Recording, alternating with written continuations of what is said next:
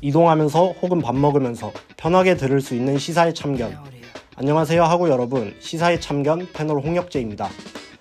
작년부터 함께 해왔던 왓츠 인 마이 뉴스가 개강과 함께 다시금 찾아왔습니다. 바쁘지만 지금 가장 중요한 이슈는 무엇인지 궁금한 우리 학우분들을 위해 준비했습니다. 하루가 다르게 쏟아지는 수많은 뉴스들을 하나씩 꺼내 소개하는 왓츠 인 마이 뉴스. 왓츠 인 마이 뉴스에서는 지난 한 주간 가장 뜨거웠던 사회 이슈 딱 2개만 꺼내 밀도 있게 떠먹여 드립니다. 오늘은 저희 방학 중 파일럿 프로그램 뉴스 뒤집개에서 함께 해주셨던 패널 이지민 학우님과 함께 진행하겠습니다. 지민 학우님 안녕하세요. 네, 안녕하세요. 지민 학우님, 저희가 함께 얼굴을 마주보고 프로그램을 진행하는 건 처음인데 개강 첫 주 어떠셨나요? 사실 늦게 자고 이제 늦게 일어나는 생활에 익숙해져 있다 보니까 갑자기 빨리 일어나려니까 아직까지도 약간 몸이 적응 중인 것 같습니다. 혁재하고의 개강 첫 주 소감도 안 들어볼 수가 없잖아요. 개강 첫 주 어떠셨나요? 저도 원래 방학 때 한 5시에 자서 1시에 일어나는 생활을 하다가 제가 이번에 1교시 2개에 3교시가 3개인 시간표라 가지고 좀 몽롱합니다. 그래서 좀 말을 더듬을 수 있다는 점 양해해 주시고. 네, 그렇고요. 그렇습니다. 그러면 이제 이슈 소개를 본격적으로 시작해 보겠습니다. 오늘 소개해드릴 이슈는 늘봄학교와 쌍특검법 부결인데요. 지민하고 먼저 쌍특검법 부결 이슈부터 설명 부탁드립니다. 네, 이 쌍특검법 부결 이슈는 바로 쌍특검법이 지난달 29일 국회 본회의에서 부결되어서 결국 폐기되었다는 것인데요. 이번 재투표에서 쌍특검법이 가결되려면 출석 의원의 3분의 2가 찬성해야만 가결이 된 건데 이 요건에 충족하지 못한 것이었습니다. 이 쌍특검법은 각각 특별검사를 임명해 김건희 여사의 주가 조작 의혹과 50억 클럽 뇌물 의혹을 수사하도록 하는 법안이라고 할 수 있었는데요. 우선 조금 더 설명을 해드리자면 김건희 여사 주가 조작은 김 여사가 이제 도이치모터스라는 회사의 주가를 조작하는 그런 범죄 행위에 얽혔다는 의혹이었습니다. 이와 관련된 자들은 유죄 판결을 받았는데 김 여사에 대해서는 제대로 수사가 진행되지 않아서 특검을 하자는 것이었는데요. 이에 국민의힘은 총선을 앞두고 정치적으로 공격을 하는 것이라며 반대를 하기도 했습니다. 다음으로 대장동 50억 클럽 뇌물 의혹은 이재명 전 경기지사가 성남지사로 있었던 2014년 성남시 대장동 일대에 이제 아파트 그리고 상가 등을 짓는 성남 판교대장 도시개발 사업이 있었는데요.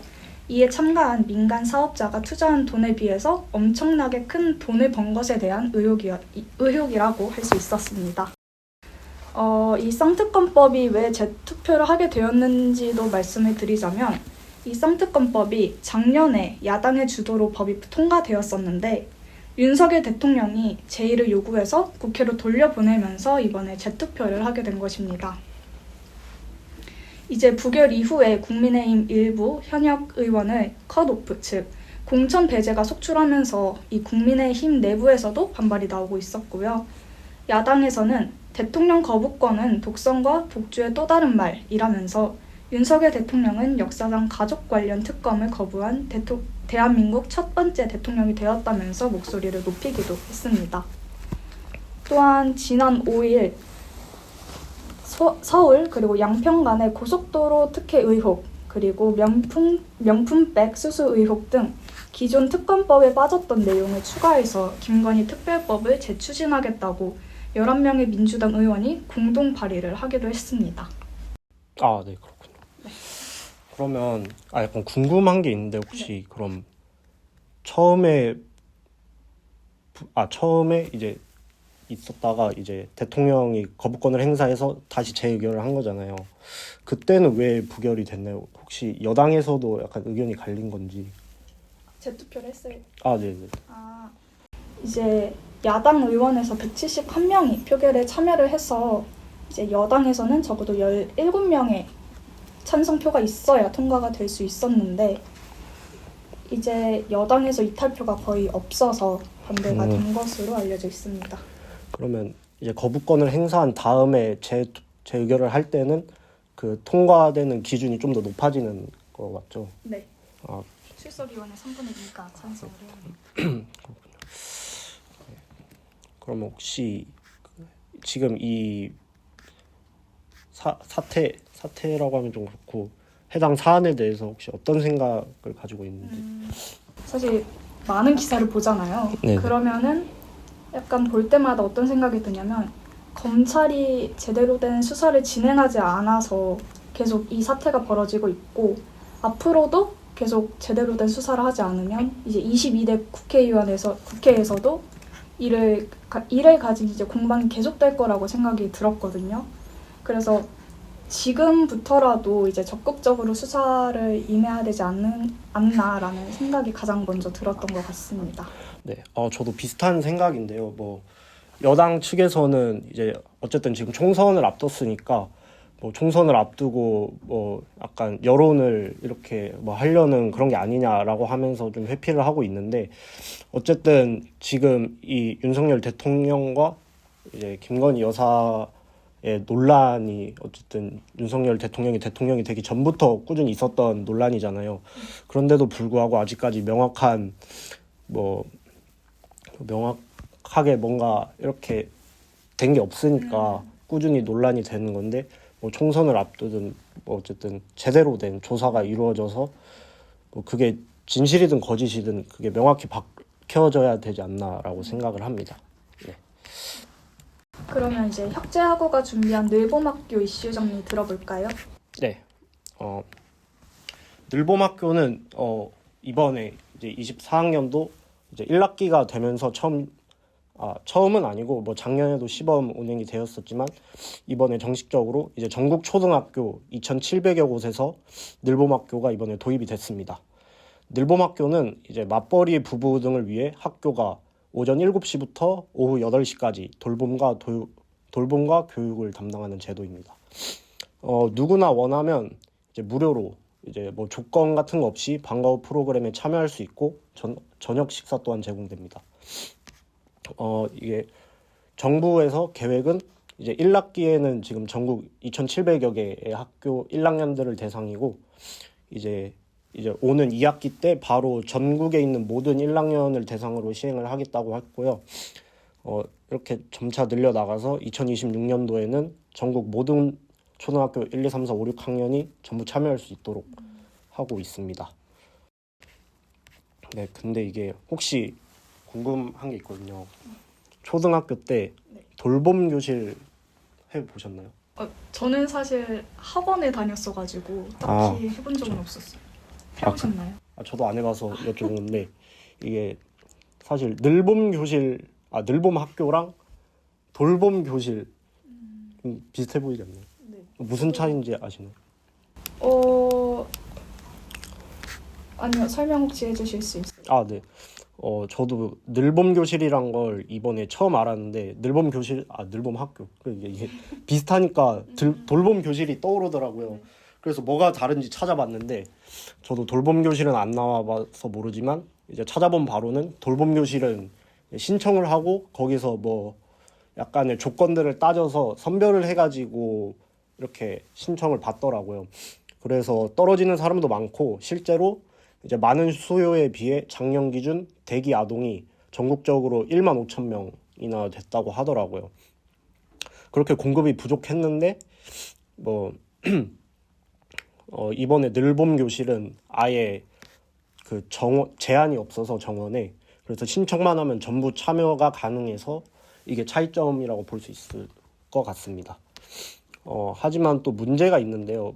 이게 사실 뭐 말이 제한이 없고 모두가 신청 가능하지 그게 현실화가 될 거라고 좀 사실 생각이 잘 안 들잖아요. 실제로도 뭐 1학기에 과도기적으로 기간제 교원 2,250명을 선발해서 늘봄학교에 배치를 한다고 했는데 그게 실제로 잘 안 이루어졌고 실제로 어떤 지역에서는 기간제 교사 채용이 안 돼서 그 원래 있던 학교 선생님들을 가져다가 쓰는 건 아니고 학교 선생님들을 교사로 배치를. 네, 여기로 배치를 한 거죠. 이게 그러면 교사한테는 다 부담이잖아요, 사실. 이게 교육 당국도 원래는 이제 원래 거기 학교 초등학교 선생님들한테는 부담이 안 가도록 따로 전문 인력을 배치해서 운영을 하겠다라고 했는데 실상은 이렇게 이렇게 원활하게 안 이루어지고 있는 거죠. 네. 그리고 이렇게 인력 문제도 있고 또 공간 문제도 있다는데 뭐 중소학교는 이제 학생 수 대비 여유 공간이 많아서 뭐 어떻게 굴러간다 쳐도 이제 대규모 학교에는 뭐 정규 수업도 있고 방과 후 학교도 있고 돌봄 교실도 있기 때문에 남는 교실이 별로 없다고 하더라고요. 그리고 또 늘봄 교실이 어쨌든 이렇게 책상에 앉아서 하는 수업이 아니고 약간 뭔가 활동을 하는 거잖아요. 그래서 그 일반적인 책상이 많은 교실에서는 그 운영이 어렵다고 하더라고요. 근데 그렇다고 뭐 그 교실이 학교에 많은 것도 아니니까 뭐 어쨌든 약간 무슨 느낌인지 아시죠? 그러니까 책상이 너무 많은 그런 교실밖에 없고 그런 늘봄 교실에 있는 활동을 할 만한 그런 적절한 공간이 없다는 거죠. 네, 그렇습니다. 그래서 정리하자면 이제 인력 문제. 원래는 교육 당국에서 전문 인력을 배치하겠다. 이제 초등학교 교사들한테 부담이 없도록 운영을 하겠다 했는데 그것이 지금 실제로는 잘 이루어지지 않는 곳이 많고 두 번째로는 이제 공간이 부족하다. 이게 가장 큰 문제인 것 같습니다. 그리고 또 이게 2,700여 개의 학교잖아요. 근데 혹시 서울이 어느 정도인지 아시나요? 저 찾아봤을 때 6.3%. 네, 맞아요. 이게 뭐 어디 부산이었나? 부산이랑 전북 여기는 100% 모든 학교에서 운영을 하는데 정작 이제 사람이 많고 뭐 그 맞벌이 부부도 많은 이제 서울에서는 정작 6.3% 그러니까 37개교, 38개교 그 정도밖에 운영을 하지 않는다고 하더라고요. 그러면 이제 전국적으로도 편차가 있을 수밖에 없겠죠. 네. 뭐 물론 서울시 교육청에서는 1학기 내로 150개 교까지 늘리겠다고는 하고 있습니다.